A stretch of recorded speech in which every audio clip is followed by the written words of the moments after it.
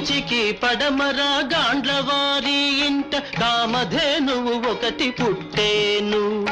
పల్నాటి సీమలో ప్రజల వంచన చేసి ద్రవ్యమంతా ఒకడు దోచేను. శివ గోవింద గోవింద.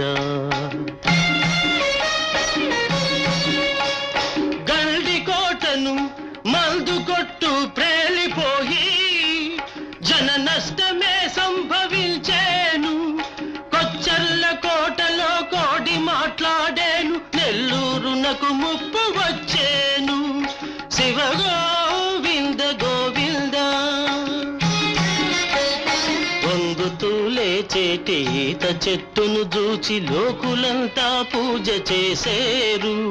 వెనుక జన్మములోన జరిగిన కథలన్నీ మూడేళ్ల బాలుడు చెప్పేను.